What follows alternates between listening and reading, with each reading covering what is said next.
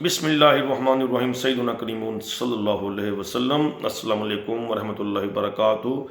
معزز سامعین، میں ہوں وقاص احمد نون ہوشیارپوری اور آپ دیکھ رہے ہیں میرا یوٹیوب چینل کتاب نامہ۔ آج اس کے اوپر ہم ایک نئی بک شروع کریں گے، مستنصر حسین تارڑ کا ناول سفر نامہ ہیلو ہالینڈ، یہ شروع کریں گے۔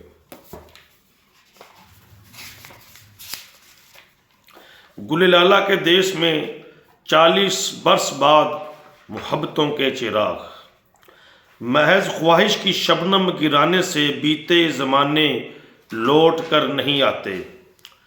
نہ وہ خواہش کی شبنم تمہارے رخساروں کو نم بوسوں سے چھوتی ہے، اور نہ ہی محض آواز دینے سے وہ بیتے زمانے لوٹ کر آتے ہیں، اور نہ ہی تمہارے بدن میں دوبارہ مہک مچاتی ہیں وہ زرد کلیاں جنہیں زمانوں کی راکھ میں دفن ہوئے مدتیں بیت گئیں، اور نہ وہ گل لالہ پھر سے کھلتے ہیں جو کب کے مرجھا چکے۔ کہ اس دوران ایمسٹرڈیم کی جادوگرنیاں نہروں کے پلے تلے بے انت زمانوں کے پانی کب کے بہہ چکے۔ کہ اس دوران ایمسٹرڈیم کی جادوگرنیاں نہروں کے پلے تلے بے انت زمانوں کے پانی کب کے بہہ چکے۔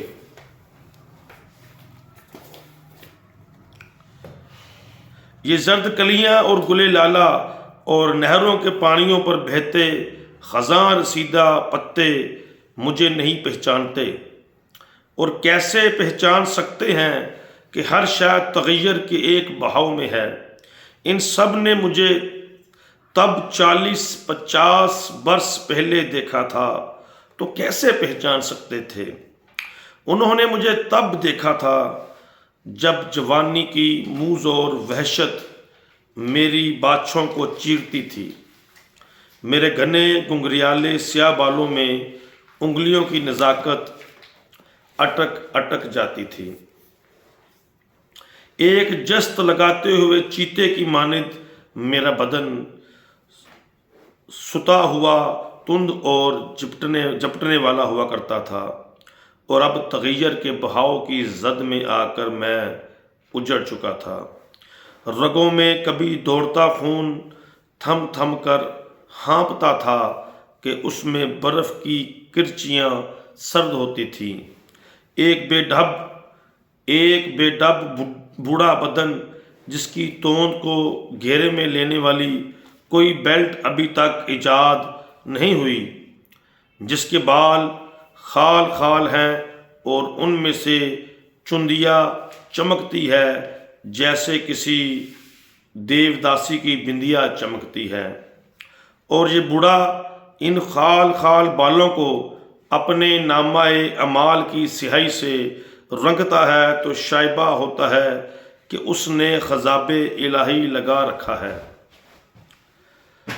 جپٹنا پلٹنا اور پلٹ کر جپٹنا تو کب کا موقوف ہو چکا، اب تو آسانی سے پلٹنا بھی مشکل ہوا جاتا ہے کہ کہیں کمر میں بل نہ پڑ جائے۔ یہ بوڑھا ایک چھوٹا سا گملہ اٹھانے سے بھی گریز کرتا ہے کہ کہیں اسے چک نہ پڑ جائے، اور اس کے چند ایک دانت بوسیدہ ہو کر جل ترنگ بجاتے گرنے کے بہانے تلاش کرتے ہیں۔ ان میں سے ایک دانت آبنائے الاسکا کے سمندروں میں دفن ہے، اور وہ اپنے لیے خواہش کرتا ہے کہ جس روز قضا آئے اسے اپنے ماں باپ کی قبروں کے آس پاس جگہ مل جائے۔ پر یہ کیسا معجزہ ظہور پذیر ہوا کہ ہالینڈ نے مجھے پھر سے یاد کر لیا۔ اتنے ان گنت برسوں کے بعد مجھے اپنے پاس بلا لیا، یوں کہ میں پھر سے جو محبت مجھ پر نچھاور کی گئی اس کی مسیحائی پھونک سے وہی ہو گیا جو کہ میں کبھی تھا۔ ایک جست لگاتے چیتے کی مانند خوش بدن اور خوش اثار گل لالہ جو مرجھا چکے تھے پھر سے بہار آور ہونے لگے۔ دفن ہو چکی کلیاں اس سرزمین میں سے پھوٹنے لگیں، اور ایمسٹرڈیم کی نہروں میں وہی پانی پھر سے رواں ہونے لگے جو مجھے پہچانتے تھے۔ اے ہالینڈ تیرا شکریہ۔ اس طویل جدائی کے دوران صرف میں نہیں، تو بھی تو تغیر آشنا ہوا۔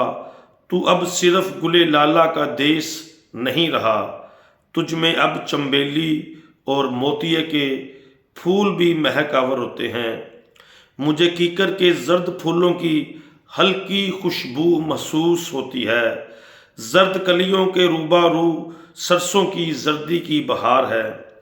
اے ہالینڈ، یہاں صرف فان خوخ کی ستاروں بری رات کا طلسم ہی نہیں بلکہ شب معراج کے ستارے بھی درخشاں ہوتے ہیں۔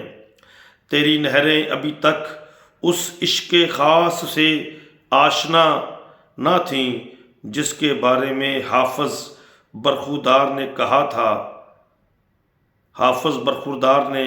تھا کہ حافظ ہاتھی عشق دا پوش کرندہ پوش، اور سخن کے وارث نے بیان کیا تھا کہ عشق بولدا نڈی دے تھاؤں تھائیں۔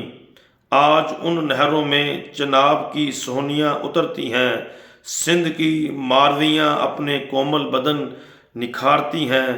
میرے وطن کے مہیوال رانجھے اور مرزے اس ہالینڈ میں اپنی مشقتوں کے پسینے سے اسے سنوارتے ہیں۔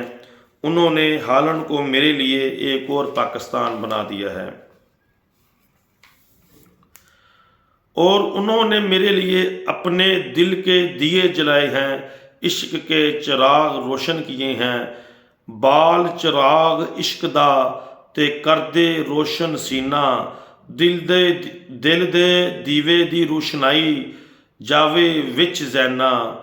تو اے ہالینڈ تیرا شکریہ، تو نے نہ صرف میرے مہیوالوں رانجھوں اور مرزوں کو اپنی پناہ میں لیا بلکہ مجھ بے توقیر کو بھی دوبارہ ملاقات کے لیے سندیسہ بھیج دیا۔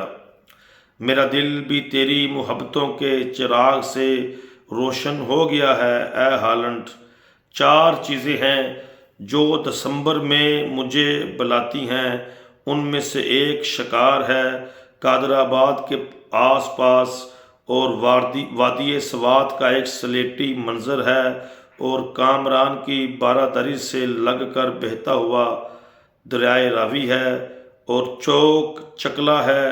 4 چیزیں ہیں۔ ناول راکھ کا آغاز، پہلا حصہ ختم ہوا۔